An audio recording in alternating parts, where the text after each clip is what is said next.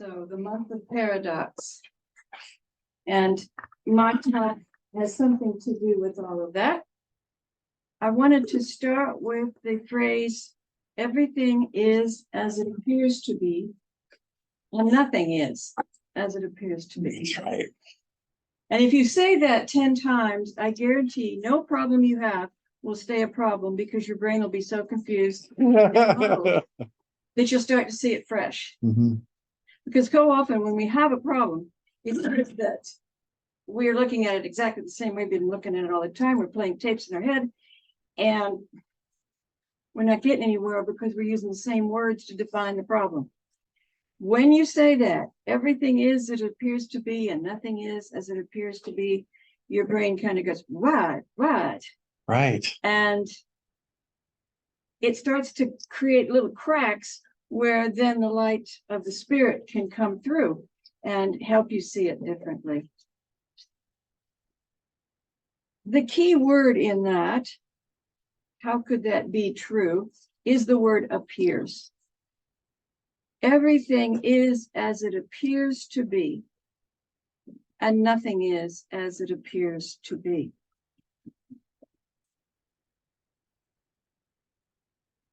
Who is it appearing to? Mm-hmm. You know, that's the question. They say beauty is in the eye of the beholder, and I would say everything is in the eye of the beholder. That's a good point. Everything is. Richard Rohr, Father Rohr, says we can't see things as they are. We are seeing things as we are. We see things we want to see, the things that conform to our assumptions and our preferred way of looking at the world. The internet is a perfect example of that. The algorithms make it even worse.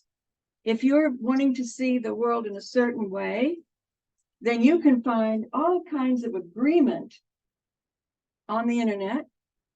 And as soon as the algorithms click in, oh, you're looking for this kind of an answer, they will bring you more and more articles, people, speakers, you name it, to confirm that that way of looking at it is the right way. Sure. And I think there was a story that about during the pandemic, a husband and wife were on their own computers. And at the end of the pandemic, they couldn't stand each other because one was getting one stream and the other was getting another stream. And they started arguing all the time over what was happening. You know, did Trump win or lose? Well, you can find answers to both of those on the internet, right? Sure. You look for what you want to find, and then you feel justified. See, I found it.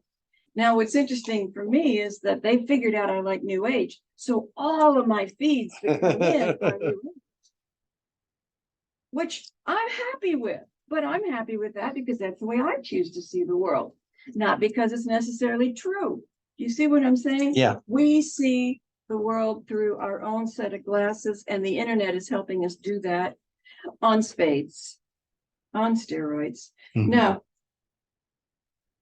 there's a contrast here that we could bring up that might help aim us in another direction, more helpful, and that is between observation and projection.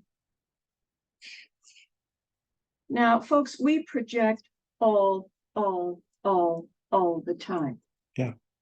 Course in Miracles, the very first lesson in the workbook says, look around this room, nothing I see means anything. And of course, that's one of the things that we go, what do you mean? It doesn't mean anything. What do you mean? Well, it has no inherent meaning. A couple lessons later, everything I see has only the meaning that I have given it to me, given it to it. Everything means what I have brought to the picture.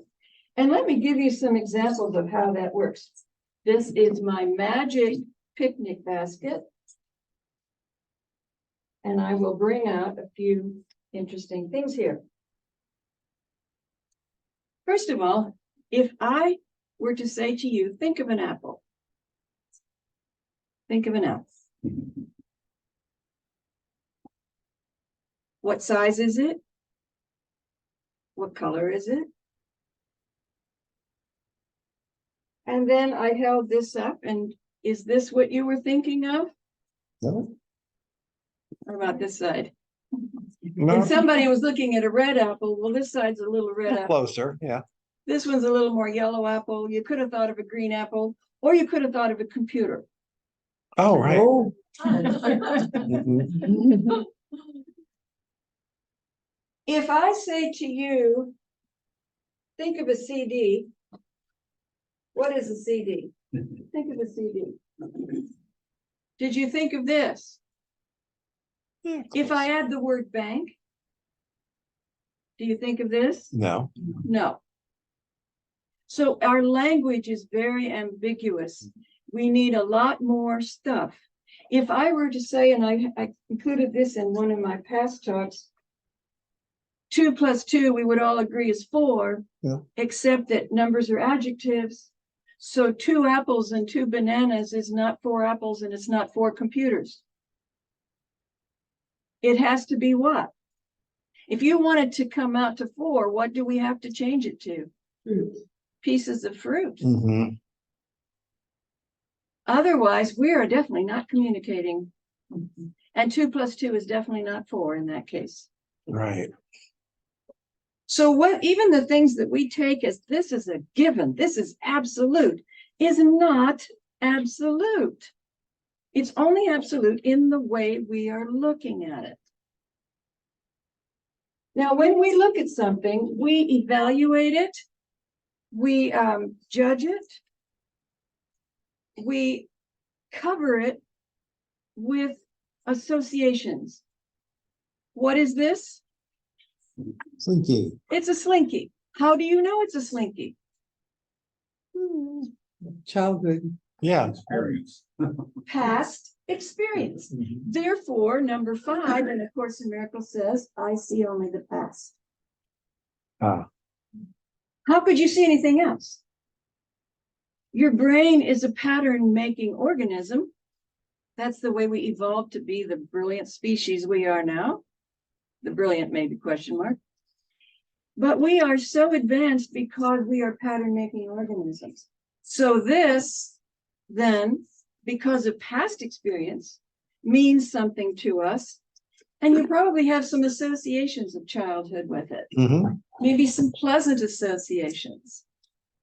You might even remember where you used to play with Yep. the slinky and who you played with.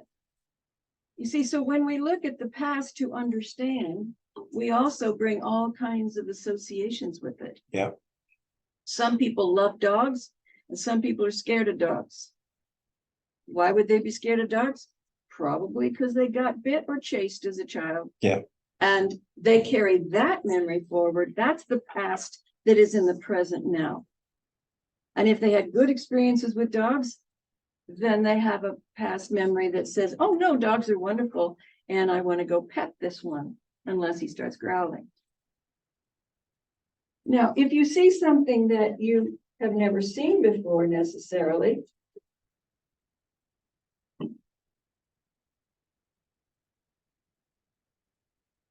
what do you find yourself doing? Observe yourself observing. At home too. Related to something. Yes, we're pattern-making organisms and we try to compare patterns to patterns. But when it's something that's not obvious, like the slinky or the apple, then we're going to have to look at it the way an artist looks at things. What do you see? A paper towel that Leaf. opened up. You ought to be seeing a spiral. I mean, spiral, yeah. right? You see a spiral, and from this distance, you can't tell whether it's a leaf or Wood or leather, or- wood, yeah. right? Is it wood? Is it? I picked this up on a nature walk one time. We were supposed to pick up an object that appealed to us, and I've had it for 40 years. Mhm. Wow. What is it made of? Is it Don't you wood? now notice the Curiosity. desire is so strong. I gotta know what it is. That's right.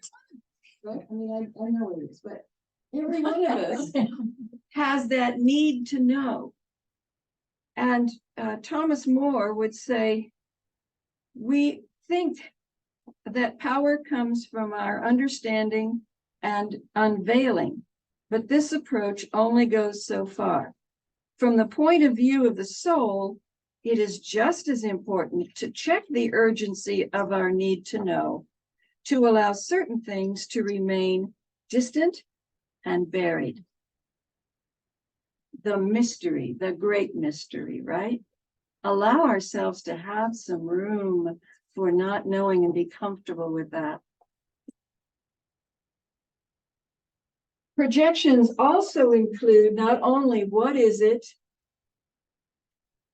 but it includes a lot of times evaluations. What would you say this is? Cup. It's a cup, right? How do we know that? Past experience, experience. yeah.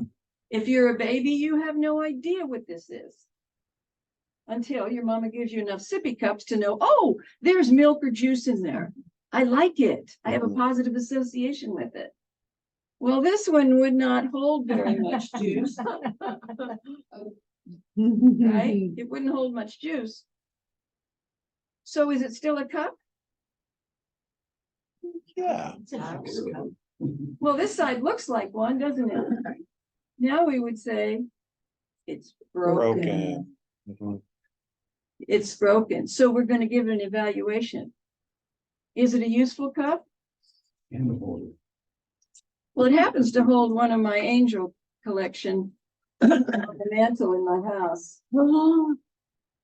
Repurposed. I repurposed it when I broke it. Yes. So to judge something is, oh, that's broken, just throw it away. An awful lot of people do. An artist will say, what art object can I make out of that? Yes. Right? And in my case, this was a little tiny, so it gave it a nice little house to live in.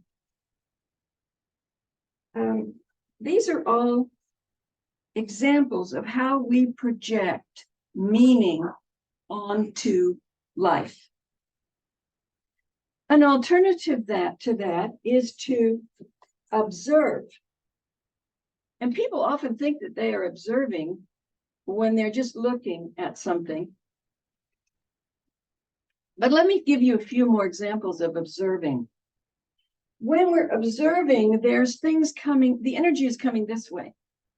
Yeah. When we're projecting meaning, past, evaluation, assessment, desirability, and all that stuff that I just went over, the energy is going this way to that way, and we're slamming it with all this stuff that we put on it. Right. When we observe, as the Buddhist monks often do, we allow the energy to come to us. Mhm. So what's this in front of me? Who is this person in front of me? I don't bring all my past associations to Jeff. I simply allow Jeff to show up as he is in the moment. Mhm. Blue shirt, blue or black, glasses, Yeah. white gray hair. I'm not going to bring anything to the moment. I'm going to let him show up in the moment as he is in the moment. What do I see? What do I hear? What do I sense about this situation or about this person or about this thing? Neutral attitude, absolute neutral attitude. I'm not going to sit here and sit in judgment of anything. If I'm observing, I'm just going to let the experience come to me without condemnation or approval. No judgment, no evaluation, no definition. We always want to define things. We just observe. Now, what's kind of interesting is if you look around the room for a minute, I'd like you to just take 20 seconds to just observe the room.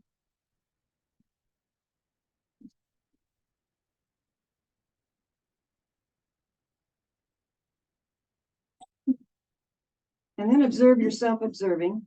Mhm. And what has gone on during that 20 seconds? I guess I would imagine, unless you're adept at this, mind chatter. Oh, well, 20, how long is 20 seconds? Is it going to be over any minute now? Or, oh, there's Dell, there's Randy, there's identifying everything in the room. None of that is observing. When you take yourself out of it and start thinking, if you were standing in the supermarket doing this, you might think, oh God, are those people looking at me, thinking I'm weird? You're projecting onto them that they're actually caring about you in the moment and that they think you're weird because you feel weird doing it.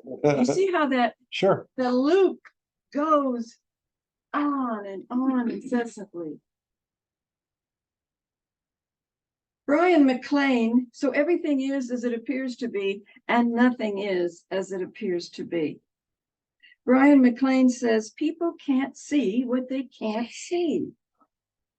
The issues, the biases get in the way, surrounding them like a high wall, trapping them in ignorance, deception, and illusion. Mhm. And we've seen that in our society. No matter where you're going, you get further and further into misinformation, disinformation, and the inability to pull out of it. So where do we go with all this? Can we just be with something? Can we let it in? Can we be without projection of any kind? It's a big experiment. Curiosity rather than judgment. Curiosity rather than judgment. Okay, I don't know what this is, right? So, I see texture, I see shape, I see color. It's clearly a piece of nature because man didn't do this. Mhm. You know, being with it is a different experience altogether. Curiosity rather than judgment. Who are you being today? Who is Carol being today? Which of Carol's beingness personalities came in? And I'm not saying you're multiple personalities. I'm saying that people are in different moods at different times. Yeah. Life experience pushes us in one way or another. We may be totally distracted by something that's going on at work. We come in, we smile, but we're not there. Right? So to be totally open and to somebody is to say, what are you presenting to me today? Kind of like doctors have to do. Right. Look at your body symptoms. What are you presenting? I love that word when they start using it. Curiosity. Evan Hopkins, The School of Alchemy. That's the name of the book. I am my favorite enigma. We're talking about curiosity here rather than judgment. I am my favorite enigma, and the universe is the best whodunit around. It says we are the mystery that we are encouraged to solve. I love that. And then he goes on, what does curiosity feel like? I really think about it. What does curiosity look like? What does it feel like? Well, he gives us a good example of that in this book. He says, we are adrift in a glittering galaxy without an owner's manual. Did you ever feel like that? Yeah. Circumscribed by silly surroundings that boggle our noggins. How astutely intriguing, immensely convivial, and mystifyingly beyond belief. How sporting and adventuresome. We are natively coaxed into a lovely conundrum. He uses lots of big words, but I want you to feel the energy he's putting in this. Feel the energy. We are archaeologists excavating our own souls. We are winsomely inscrutable. There are mysteries lurking in secret localities. Sharpen your shovels. We are writing our biographies with every scoop. I love the way he writes. So Yeah. that is Evan Hodkins, The Book of Alchemy. And he finishes off. Now, let me pause to tingle. I How many of us feel like tingling when we live our day?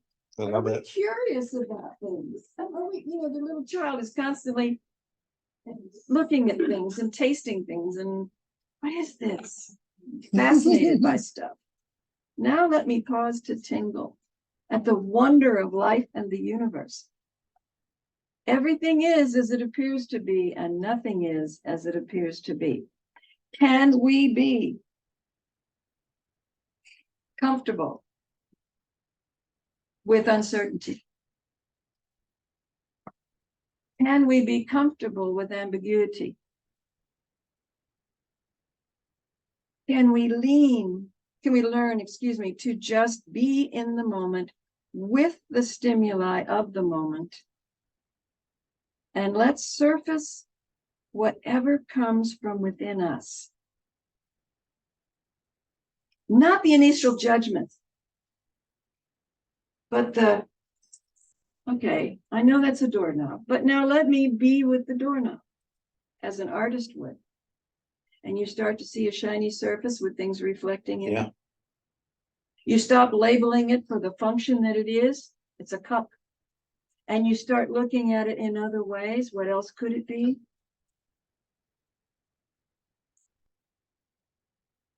Ernest Holmes writes, there is a place within us where thought springs spontaneously from the infinite.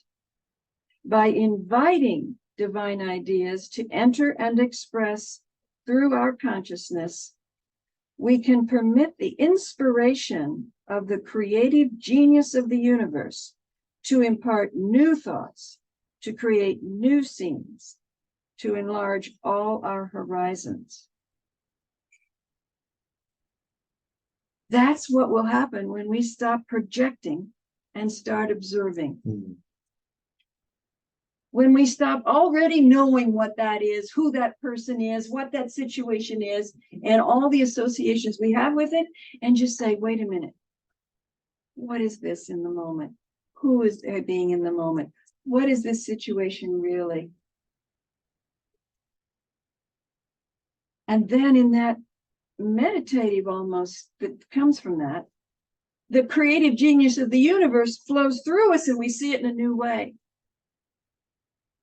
And I would suggest that if you are bothered by the war in Israel, that would be a good thing to do to help you find peace of mind. Because unless we have peace of mind, how can we share it with the universe, the mind of humanity? Yes. We have to be still with it and let it show up with this interaction of the infinite. And then, as good old Wayne Dyer says, if you change the way you look at things, the things you look at change. And Yeah, thank you for this. All right, that needs to be turned off, right? thank you.